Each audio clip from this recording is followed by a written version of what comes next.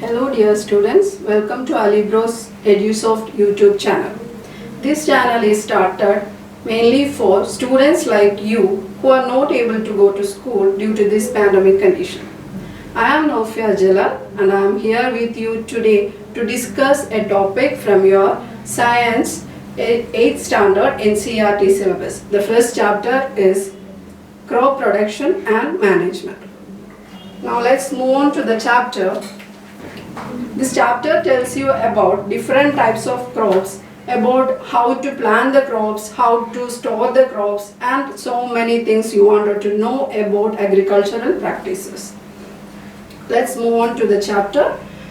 Based on the season in which the crops are grown, the crops are mainly classified into two. The crops are classified into two based on the season in which they are grown.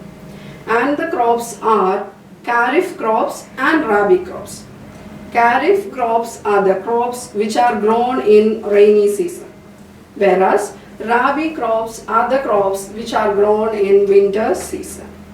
The example for Kharif crops are cotton, maize, paddy, etc. And that for the Rabi crops are pea, grains, etc. Now, production of crops will take place in several steps.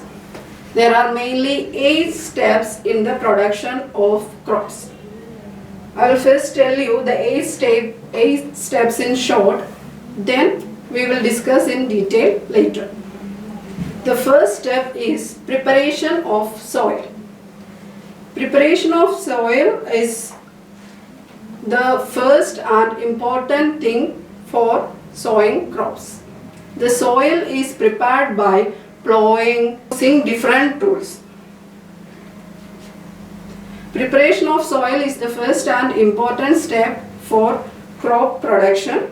Soil is prepared by plowing using different tools. We will discuss this method in detail later. Let's move on to the another method. That is the second method. It is sowing. For sowing, different methods are used. In ancient peoples are used the scattering method for soil. Scattering means simply scattering some seeds. That is an ancient method. There is a lot of modern methods too. The third and important step is adding manures and fertilizers, which is very important for the growth of the plants. As we all know, plants need so much nutrients to grow up, like magnesium, nitrogen, potassium, urea, etc. We should add these fertilizers and manures in different intervals to get a good yield. So the fourth step is irrigation. Irrigation means supply of water. Supply of water is also an important stage of crop production. Irrigation is in two methods, both traditional and modern. The fifth method is weeding.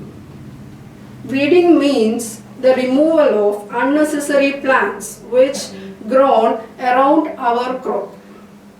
These unnecessary plants will block the availability of nutrients to our crops. So, it is very essential to remove these unwanted plants in order to get our crops more nutrients and proper growth. And the sixth step is harvesting. Harvesting is the collecting of our output. It is just like we are chopping out our yield, chopping out our grain, etc. After harvesting, there is another step called threshing. Threshing means removal of chaffs from the grain. And the final method is storage. Storage is very important. Storing grains in proper area, proper method is very important in crop production and management. So, the 8 important steps of crop production are: first one, preparation of soil. The soil is prepared by plowing the soil, plowing the land, etc. we use different tools. We use ancient methods, we use modern methods for preparation of soil. And the second method is sowing. Sowing, as I told you earlier, the old age method is just scattering the seeds, but it's not a proper way to sow seeds.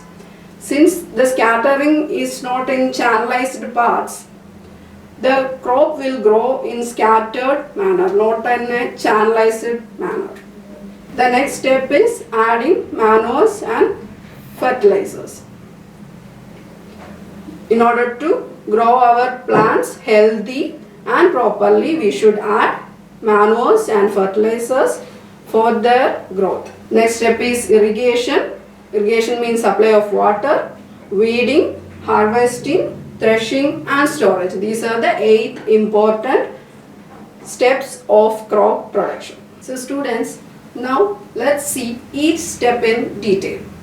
The first step was preparation of soil, isn't it? The first step we told was preparation of soil. For the preparation of soil, we use plowing method, plowing or tilling. For the preparation of soil, we use both plowing and tilling. Plowing means exposing inner layer of our soil to air. Exposing our inner layer of soil to the air.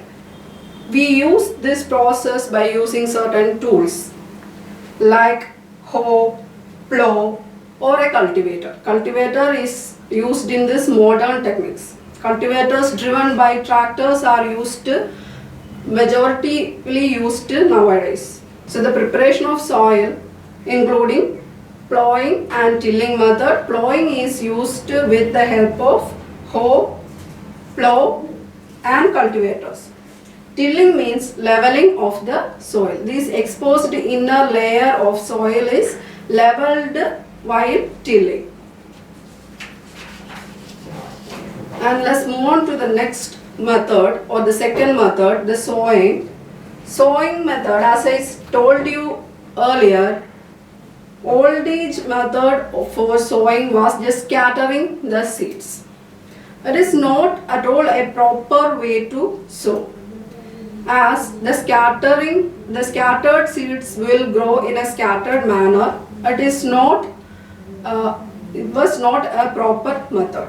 So in order to bring a uniformity or proper method for sowing seeds, farmers are introduced a new method in which a funnel is drawn by bullocks. These funnels have a sharp end. The farmers will put the seeds into the funnel and the seeds will go into the pit which is created by the funnel in the soil. This method was effective, but this is too time consuming. It is very much time consuming method, so the farmers have to think about another way, an alternative way to plant crops. So then the modern method is introduced, which is called seed drill. Seed drill is a machine in which we can put seeds, and the machine itself distribute the seeds into the soil in a proper regular distance and proper channel. That is the modern method used for sowing. It is seed drill. It is a machine. The machine plants crops in uniform intervals or uniform distance or in a channeled path. This is very time efficient method, and it is very effective. Now let's move on to the third method, which is adding manures and fertilizers. Manures can be natural and organic. Fertilizers can be organic, inorganic, natural or synthetic. Our fourth and very important method is irrigation, and that we're gonna discuss in our next class.